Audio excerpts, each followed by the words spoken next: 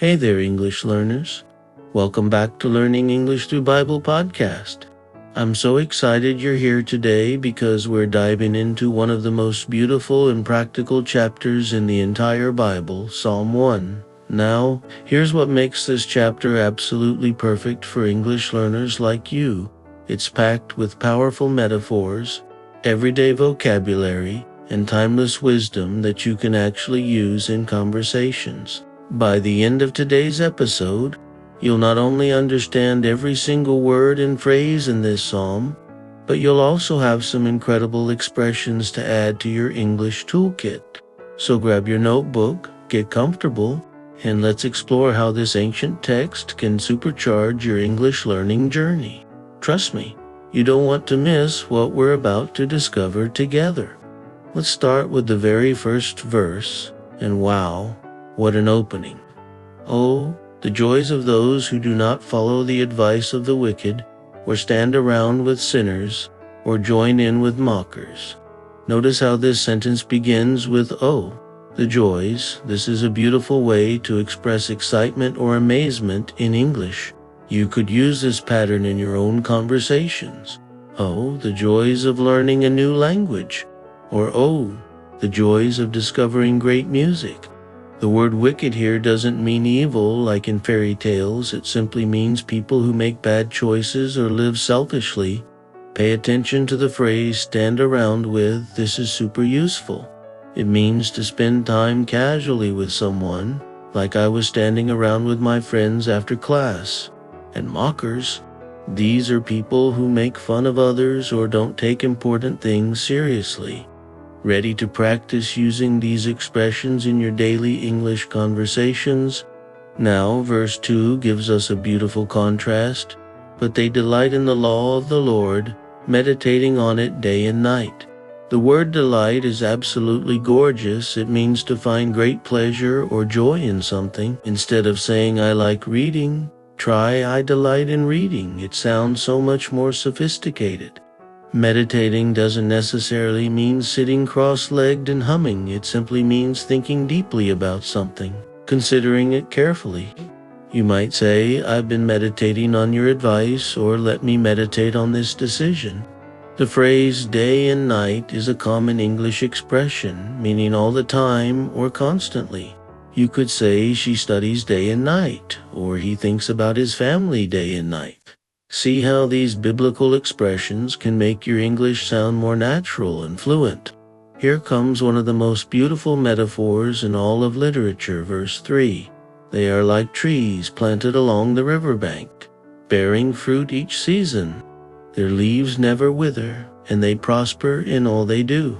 This comparison is absolutely brilliant for English learners. When we say someone is like a tree planted along the riverbank, we're describing someone who is stable, well-nourished, and growing strong.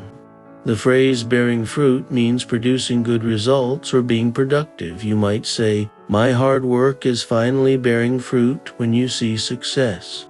Wither is a beautiful word meaning to dry up or fade away. The flowers withered in the heat. And prosper means to succeed and do well. The business prospered under new management. Can you imagine using these powerful metaphors to describe success and growth in your own English conversations? But wait, there's a dramatic shift in verse 4. But not the wicked. They are like worthless chaff, scattered by the wind. Notice that exclamation point after, but not the wicked. This shows strong emotion and contrast in English. Chaff might be a new word for you. It's the useless outer covering of grain that gets blown away when farmers separate the good grain. So calling something worthless chaff means it has no value and gets easily blown away. The phrase scattered by the wind creates this image of something being spread everywhere with no control or direction.